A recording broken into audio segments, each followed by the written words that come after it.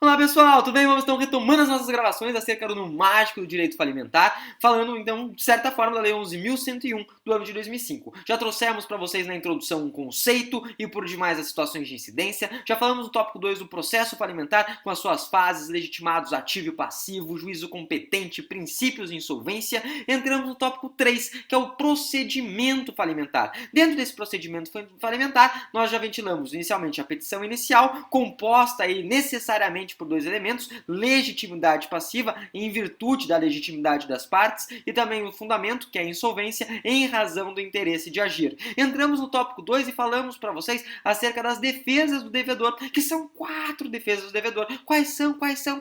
Só para rememorar, falamos de contestação, falamos do depósito adesivo, contestação mais depósito adesivo e derradeiramente do pedido da recuperação judicial, derradeiramente do pedido do turnaround, né, para dar a volta por cima. Beleza, mais do que so far, so good. A partir de agora, falaremos do nosso tópico de número 3, é o 3.3, que traduz o que? A sentença da falência. Lembre-se sempre que a partir dessa sentença de falência que nós veremos o que? O processo propriamente dito da falência. Que loucura! Só que a gente tem que observar o seguinte: o que? Gente, quando eu falo de sentença de falência, essa sentença é igual uma pilha. Ela tem dois polos. Ela pode ser uma sentença positiva ou uma sentença negativa. Prof, eu não entendi, né? Eu também não, mas eu explico para vocês. É o seguinte: a sentença, ela pode ter uma natureza procedente, onde o juiz ele concorda, obviamente, com as situações de insolvência e a legitimidade passiva, e daí o que acontece? Igual o Victor Clay, o processo vai,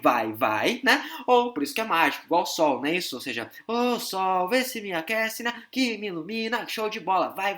Essa é a ideia. Ou a sentença, ela pode ser uma sentença negativa. Sentença negativa é uma sentença de improcedência. Se é improcedente, o que acontece? O processo, teoricamente, termina ali, né? E daí acabou, ou acabou, como diria a Xuxa. Leve. É essa a ideia, então. Sentença pode ser procedente ou a sentença pode ser improcedente. Dito isso, se a sentença ela tiver uma natureza procedente, nós estamos falando da sentença declaratória de falência. Sentença, então, que declara a falência. E notem, se a sentença declarou a falência, nós temos que observar mais um outro detalhe. O que? Cabe recurso? Claro que cabe. Qual que é o recurso que pode surgir aqui nessa situação, né? O recurso aqui trazido é o recurso nada mais, nada menos do que o agravo de instrumento. Então falaremos do recurso de agravo de instrumento, né? Que é um recurso em virtude do não término daquele processo. Então, se a sentença for declaratória, né, recurso de agravo de instrumento. Prof, quem são os legitimados? Ou melhor dizendo, prof, são quantos os legitimados que podem fazer a propositura desse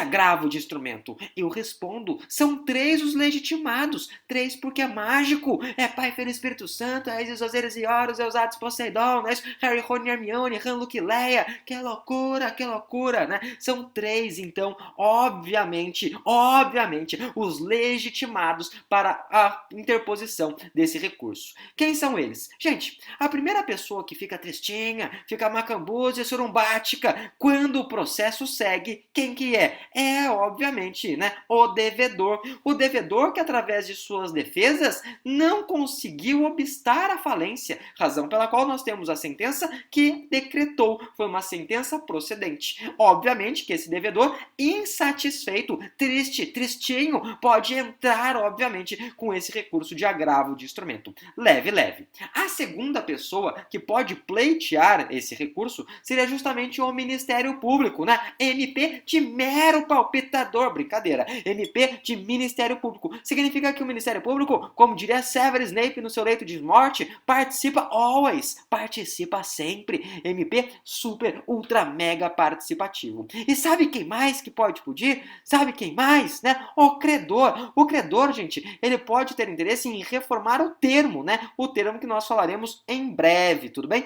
Termo, lembrando que é o termo que preestabelece a data, né? Legal aí relacionada à falência. Show de bola? A gente fala de termo inicial, termo final. Vocês se recordam disso obviamente, das lições, né, relacionadas tanto ao processo civil, até mesmo lições relacionadas à parte de prescrição, decadência, né, show de bola, sem grandes entraves. Segunda situação. A segunda situação, a gente já fala, é de uma sentença que nega a falência, ou seja, uma sentença, então, que termina aquele processo falimentar. Se o processo falimentar, ele termina, se o processo falimentar, ele, então, de certa forma, ele acaba, o que acontece? Nós estamos falando de uma sentença denegatória, né? Negou o pedido da falência. O que acontece? Cabe uma apelação. A apelação, lembre-se sempre disso. Se você estava jogando videogame numa época, né, antiga, numa época vetusta, e daí você começava a perder, sei lá, no Street Fighter, o que você fazia? Você pistola, desligava o videogame. Por quê? Porque você apelou. Você fala assim, olha, não vou perder aí. Vai lá e apela. É essa a ideia. Se tá perdendo, né, apelação. Mentira. Sentença.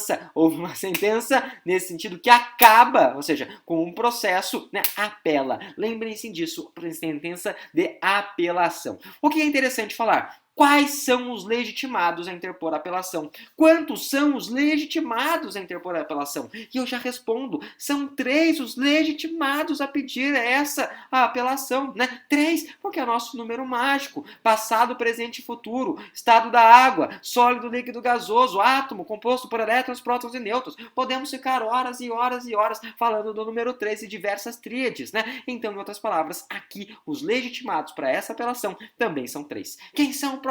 Quem são?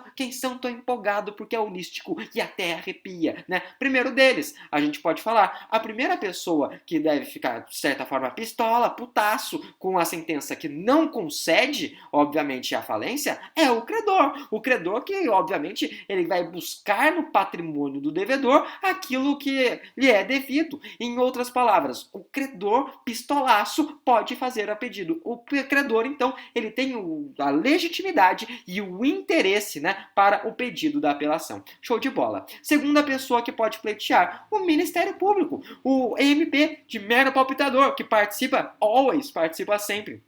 Ministério Público, né? MP, então pode fazer o pedido. E derradeiramente, aí que tá o pulo do galo. Na sentença denegatória, é possível que o devedor também peça. O devedor, prof. Exatamente, o devedor. Não entendi, porque o devedor, ele vai pedir um recurso se, obviamente, a sentença falou que não tem falência. Porque a gente não pode se esquecer das hipóteses de autofalência. A gente não pode se esquecer que o credor, que o devedor, ele tem a legitimidade ativa, né? Ou seja, o devedor, se ele vê que ele está em crise econômica financeira, se ele vê que não há hipótese de recuperação judicial, ele deve pedir a autofalência. Lembrem-se do Atari. Então, em outras palavras, o devedor, quando ele faz o pedido de falência e o juiz não reconhece o pedido, ele também pode falar assim, não, eu não quero continuar devendo, isso tá tipo uma bola de neve, tá aumentando, vai virar uma avalanche, que loucura, Luciano Huck, loucura.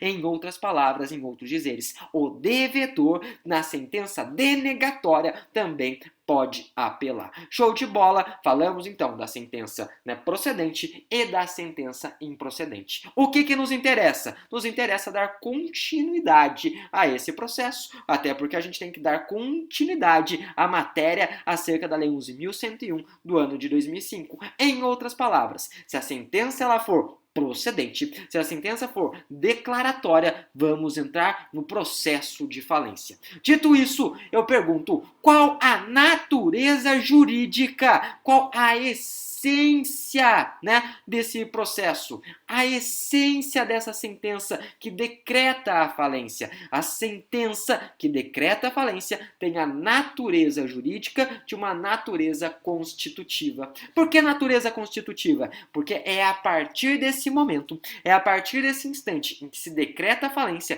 que começam a surgir alguns efeitos, né, relacionados a lei, né? Ou seja, efeitos relacionados aí ao processo falimentar. Em outras palavras, em outros dizeres, né? Podemos ilustrar para vocês como eventuais situações que a gente pode trazer o afastamento da administração de bens, né? É uma primeira hipótese. Podemos falar, por exemplo, o vencimento antecipado das dívidas, como uma segunda hipótese. A constituição da massa falida, né?